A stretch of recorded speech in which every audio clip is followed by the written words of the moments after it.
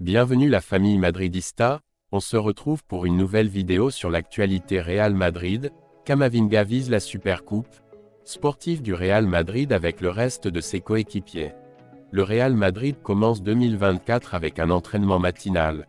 Rejoins la chaîne, en vous abonnant pour rater aucune de nos nouvelles vidéos. Je vous partage tous les infos du Real Madrid chaque semaine. N'hésitez pas à vous abonner en activant la cloche de notification pour suivre toutes les dernières informations du Real Madrid. Je vous dis tout, on commence. Camavinga vise la Supercoupe. Le Real Madrid a clôturé la préparation de son premier match de 2024 avec Eduardo Camavinga s'exerçant au même rythme que ses coéquipiers. Le plan est qu'il soit prêt pour l'Atlético. Le Real Madrid a clôturé la préparation de son premier match de 2024 avec Eduardo Camavinga exerçant au même rythme que ses coéquipiers dans un groupe dans lequel Vinicius Junior, Dani Carvajal et Arda Güler ont montré qu'ils étaient en parfaite condition pour être convoqués contre Majorque, avec le certaines absences de Thibaut Courtois, Eder Militao, David Alaba et Ferland Mendy.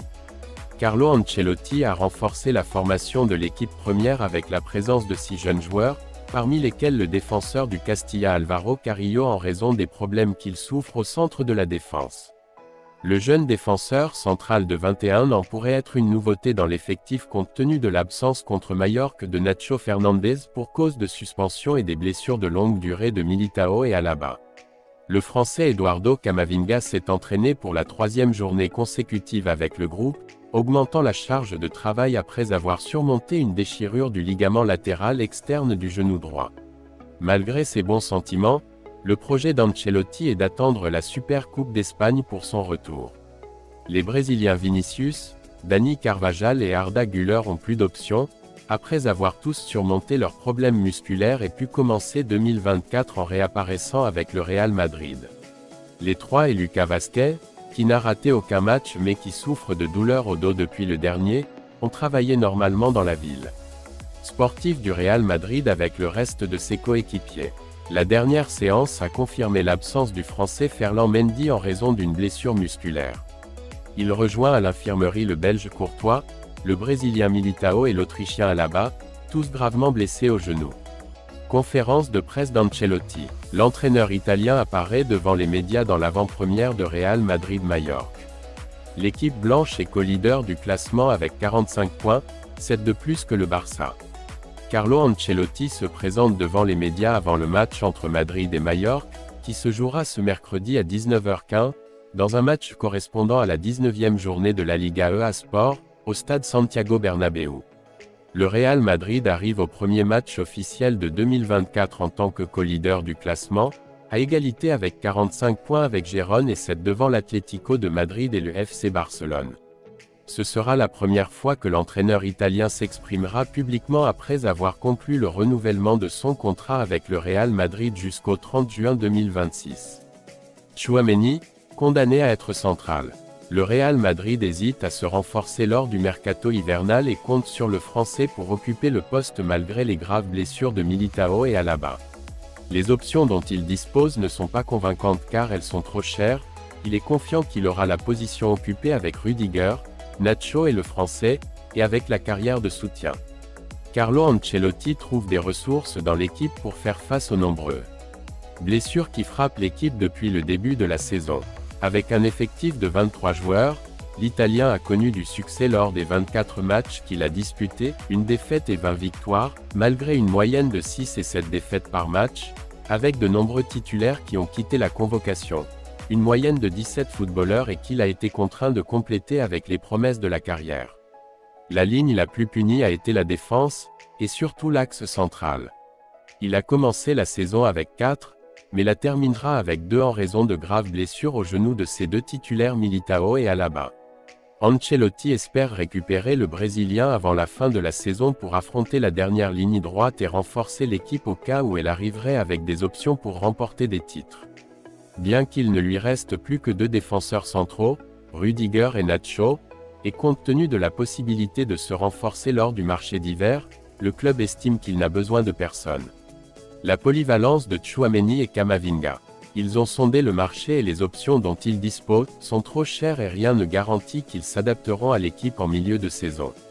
Le club espère disposer de Rudiger, Nacho et Tchouaméni comme ressources d'urgence, comme il le fera contre Majorque en raison de la suspension du capitaine. Comme dernière option, Ancelotti peut puiser dans la carrière, où se trouvent des joueurs capables d'assumer ponctuellement la responsabilité de jouer et d'être à la hauteur pour renforcer l'équipe. C'est pourquoi il est proposé de ne pas se renforcer, selon Marca. Cela revient à condamner Tchouaméni au poste central, tout comme Camavinga a dû se sacrifier pour être arrière-gauche. Tchouaméni n'aime pas être défenseur central et là nous avons un autre débat, comme avec Camavinga. Il viendra un jour où Tchouaméni jouera défenseur central et Camavinga défenseur gauche, a prévenu Ancelotti, qui a vérifié que la polyvalence des deux est une garantie de couvrir les trous que les blessures laissent dans certaines positions. Les dossiers à régler au Real Madrid en 2024. La direction sportive du club blanc doit décider des footballeurs qui mettent fin à leur contrat ou à leur prêt. Outre le désormais traditionnel feuilleton Mbappé, l'arrivée possible d'Alphonso Davies, l'incorporation d'un défenseur central pour le futur et la signature déjà confirmée d'Endrick, la direction du Real Madrid a deux dossiers ouverts à régler avant la fin de la saison, les 4 footballeurs qui mettent fin à leur contrat et les 2 qui mettent fin à leur prêt. Dans le premier dossier se trouvent les cas de Toni Kroos, Lucas Vazquez, Nacho et Luka Modric. Dans le second, Joselu et Kepa. Et à 6 mois de la fin de la saison, 3 d'entre eux semblent avoir leur continuité assurée, tandis que les 3 autres ont un pied et demi en dehors du Real Madrid. C'est la situation des footballeurs qui mettent fin à leur contrat ou à leur prêt au Real Madrid le 30 juin 2024. Toni Kroos. À bientôt 34 ans, Toni Kroos continue d'être un élément clé des projets de Carlo Ancelotti. Au début de la saison, on prévoyait que son rôle serait réduit au profit des jeunes milieux de terrain que la direction sportive a intégrés dans l'effectif. L'Allemand a débuté dans l'ombre d'Aurélien Tchouaméni, Eduardo Camavinga, Fede Valverde et Jude Bellingham, mais le fléau des blessures qui a dévasté l'équipe du Real Madrid l'a une fois de plus placé parmi les leaders de l'équipe. Kroos se sent si bien physiquement qu'il envisage même son retour dans l'équipe nationale allemande, dont il a démissionné en 2021 pour prolonger sa carrière sportive. Le club est également très satisfait de sa performance, il ne semble donc pas y avoir de problème. Pour que le milieu de terrain termine sa 11e saison en tant que joueur du Real Madrid. Lucas Vazquez, le Galicien continue de répondre avec note en cas de besoin. Maintenant, avec la énième blessure de Dani Carvajal. Dans la direction sportive, il y avait certains doutes sur sa reconduction, mais sa haute performance au cours du mois où le joueur de Leganés a été en cale sèche et la perspective que ses problèmes physiques se poursuivront l'année prochaine nous invite à réfléchir à la continuité d'un Lucas Vazquez, qui terminera sa 10e saison dans l'équipe première du Real Madrid après son retour de prêt à l'Espagnol. JOSELU. L'Andalou est arrivé en prêt de l'Espagnol pour couvrir le départ inattendu de Karim Benzema vers la Ligue saoudienne. Et il affiche des chiffres qui soutiennent sa continuité. L'opportunité de jouer pour le club où il s'est entraîné lui est venue à l'âge de 33 ans et le joueur de Stuttgart ne l'a pas laissé passer. En 23 matchs, il a marqué 8 buts et 2 passes décisives, offrant attaque également les alternatives quand les matchs sont compliqués. À tel point que le Real Madrid a pratiquement décidé d'exercer l'option d'achat pour la valeur de 1,5 million qui était stipulée dans le contrat de transfert avec l'Espagnol. Luka Modric. Contrairement à Kroos, Modric a perdu de son importance cette saison au milieu de terrain madrilène. Les blessures l'ont ramené au premier plan, mais la perception est que Modric mettra fin à 12 saisons en tant que joueur du Real Madrid le 30 juin. Le Croate n'est pas satisfait du rôle qu'Ancelotti lui a apporté là-dedans début de saison et le club blanc. Cela ne forcera pas son renouvellement. La situation peut encore changer dans le cas de Modric, mais dans ces moments le vétéran le milieu de terrain a un pied et demi en dehors du décor blanc. La Ligue de l'Arabie Saoudite vous attend avec ses armes ouvrir. Nacho, le défenseur central avait déjà de nombreux doutes sur sa continuité l'été dernier. Au final, son madridisme était plus fort. Il ne faut pas oublier qu'il est le seul footballeur à avoir parcouru toutes les catégories du club.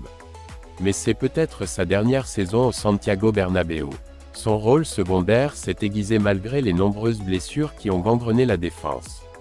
Et ses bénéfices ont laissé certains doutes, notamment en raison de la dureté gratuite avec laquelle il a été utilisé dans certains jeux et que ils lui ont valu 2 expulsions. La direction sportive du Real Madrid parcourt le marché à la recherche d'un ou deux défenseurs centraux pour l'avenir qui lui permettront de régénérer une position dans laquelle David Alaba a également une date d'expiration et encore plus après la grave blessure subie. En principe, l'intention du club n'est pas de présenter une offre de renouvellement à Nacho. Kepa, Carlo Ancelotti lui a donné des galons dès son atterrissage, faisant de lui le remplaçant de Thibaut Courtois, blessé, au détriment de l'éternel remplaçant du Belge, Andrij Lunin. Mais l'Ukrainien a profité de son opportunité lorsque le Basque est également allé à l'infirmerie, dépassant ses records, de manière à ce que le vétéran entraîneur italien puisse lui offrir le titre. Le Real Madrid n'a inclus aucune option d'achat dans le contrat de prêt avec Chelsea et n'envisage pas non plus de négocier sa signature. La décision avec Kepa est qu'il revienne à Stamford Bridge à la fin de la saison. Le Real Madrid commence 2024 avec un entraînement matinal. L'entraînement s'est déroulé avec ballon, avec peu de charge physique et une partie dédiée aux aspects tactiques. Le Real Madrid a commencé l'année 2024 avec une séance d'entraînement matinale dans sa cité sportive, au cours de laquelle Lucas Vázquez a confirmé son amélioration. Le Français Eduardo Camavinga se dirige vers son retour et le Turc Arda Güler a montré à Carlo Ancelotti qu'il est désormais en mesure de récupérer ses premières minutes après 5 mois de malheur. L'Italien Carlo Ancelotti n'a pas modifié ses plans de travail habituels et a maintenu le premier entraînement de l'année dans la matinée. Il a retardé son démarrage mais a exclu de le déplacer dans l'après-midi en raison de la proximité du premier match, mercredi 3 janvier au stade Santiago Bernabéu contre Mallorca, 19h15. Le Real Madrid commence 2024 en prolongeant la bonne dynamique de récupération des joueurs blessés, à l'exception de ceux qui souffrent de graves blessures au genou, le Belge Thibaut Courtois, le Brésilien Eder Militao et l'Autrichien David Alaba, ainsi que le Français Ferland Mendy en raison d'une blessure musculaire. Cela l'empêchera de participer au premier match de l'année, le reste de l'équipe s'est exercé normalement. Lucas Vázquez s'est déjà remis, selon des sources du club, de la gêne qu'il ressentait au dos. Camavinga, de son côté, évolue positivement après son entrée progressive dans la dynamique du groupe et ce lundi il a franchi un nouveau pas en avant. Ancelotti sera plus prudent à son retour en raison de la blessure qu'il laisse derrière lui, une rupture du ligament latéral externe du genou droit subie il y a 1 mois et demi, pour laquelle une période d'absence plus longue était prévue. Pendant ce temps, Güler a de bonnes sensations et a montré qu'il est en condition physique pour commencer 2024, enterrant le cauchemar des blessures qu'il a vécues depuis son arrivée au Real Madrid et sa première mésaventure en pré-saison.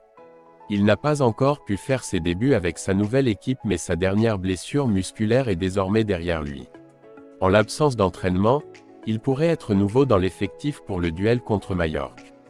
Se confirment quotidiennement les retours de Dani Carvajal, qui a surmonté un petit problème musculaire au solaire gauche, et du Brésilien Vinicius Junior, qui a réduit le temps de récupération de sa déchirure musculaire et s'est de nouveau entraîné pour le maximum pour montrer un bon tonus physique lors de sa réapparition. L'entraînement s'est déroulé avec le ballon, avec peu de charge physique et une partie dédiée aux aspects tactiques, expliquée par Ancelotti à ses joueurs. Elle s'est terminée par des matchs sur un petit terrain. C'était l'avant-dernière séance avant revenir à la compétition 13 jours après leur dernier match. Mardi à partir de 11h, Florentino Pérez terminera la dernière à la Ciudad Real Madrid, dans laquelle Ancelotti prendra les décisions concernant les joueurs qu'il récupère et l'équipe de départ dans une équipe épuisée au centre de la défense avec des pertes dues à blessures de Militao, Alaba et Nacho Fernandez en raison d'une suspension.